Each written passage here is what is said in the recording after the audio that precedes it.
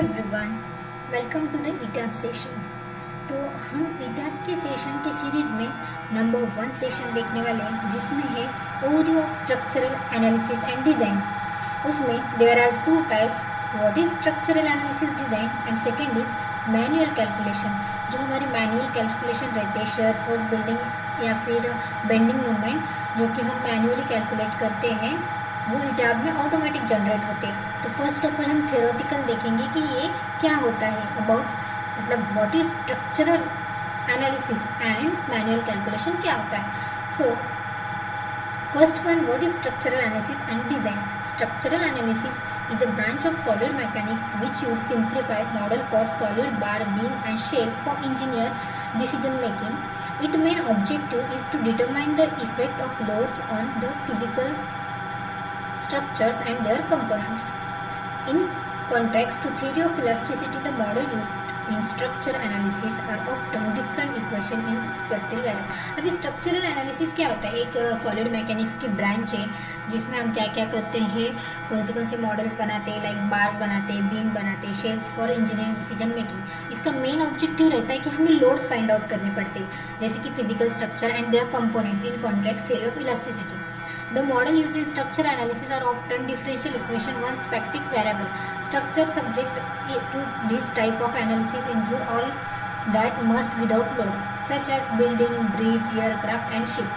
Structural analysis जो use होते हैं ideas from applied mechanics, material science, applied mathematics to compute a structure deformation, internal forces, stresses, support, reaction, velocity, acceleration and stability.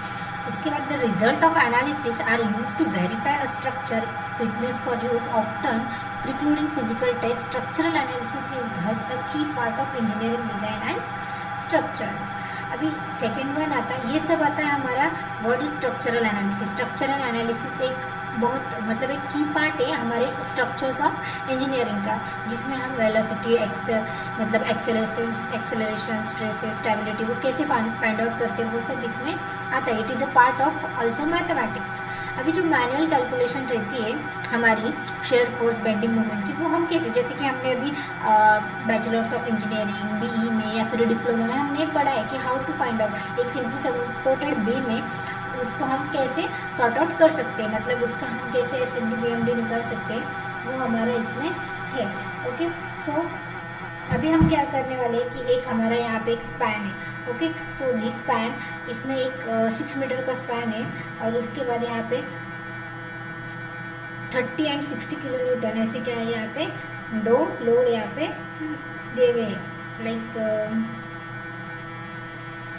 अभी ये 2 load जो है वो सब कितने मीटर पे, 2 मीटर पे यहाँ पे दिए गए हैं. अभी ये हम फाइंड आउट कैसे करेंगे वो सब हम यहाँ पे देखने वाले हैं. ओके, उसके बाद हम देखेंगे अभी कि first of all shear force calculation हम कैसे करते हैं, वो सब हम यहाँ पे देखने वाले हैं. ओके, सो शेयर फोर्स कैलकुलेशन के लिए हमें क्या करना है,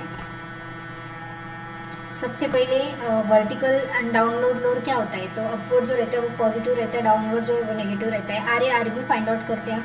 आर ए आर बी कैसे फाइंड आउट करते हैं, जो ऊपर से लोड आते हैं वो रहते हैं नेगेटिव में और जो नीचे से जाते हैं वो रहते हैं पॉजिटिव में.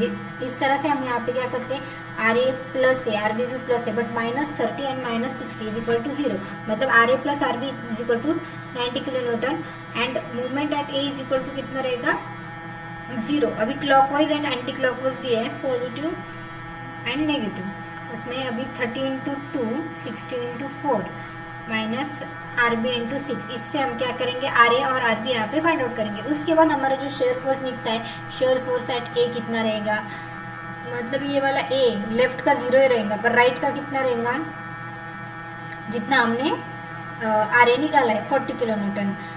सी का लेफ्ट कितना रहेगा 40, बट सी का राइट क्या रहेगा, सी का राइट में क्या होगा, ये 30 पे ऐड हो जाएगा. 40 माइनस 30 इज इक्वल टू वो आता है यहाँ पे 10 kilo Newton.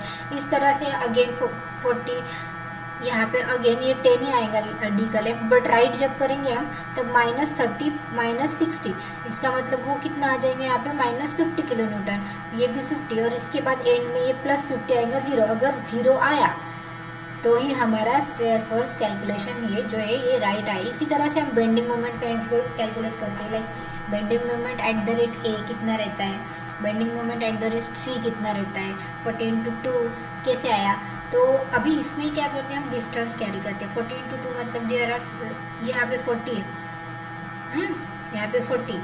Shear force at ए कितना है 40, और आर ए कितना है 40 यहाँ पे दिया गया है, और आर बी कितना दिया गया है वो यहाँ पे स्पेसिफाई किया हुआ है इस तरह से।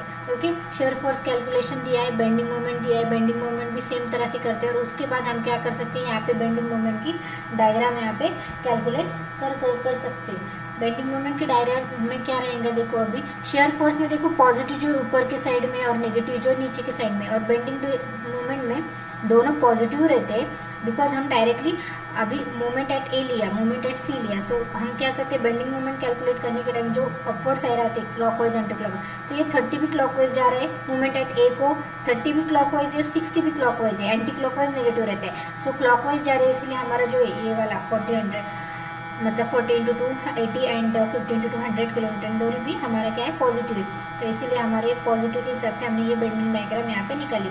इसके बाद इसके अब ऑब्जेक्टिव हमें दिए गए, जैसे डेटा अज्यूम कितने हैं, M25 grade of concrete 415 steel, इसमें शेयर फोर्स कैलकुलेट कर सकते हैं। Bending moment singular enforcement concrete beam with following clear span find out कर सकते हैं। 230 mm लाइव लोड कैलकुलेट कर सकते हैं। उसके बाद मैनुअल कैलकुलेशन कितना है वो स्पेसिफाई यहाँ पे कर सकते हैं। डेप्थ वगैरह, then self weight, factor load और बेंडिंग मोमेंट का वेट यहाँ पे हम निकाल सकते हैं। तो ये सब हमने अब ये सब हम मैनुअल ही कैलकुलेट करते हैं, राइट। तो ये सब हम जो मैनुअली कैलकुलेट करते हैं वो ऑटोमेटिकली ईटब में हमारा बेंडिंग मोमेंट और शेयर फोर्स कैलकुलेशन जनरेट होता है। सो कैसे करेंगे वो देखेंगे हम नेक्स्ट सेशन में। Thank you.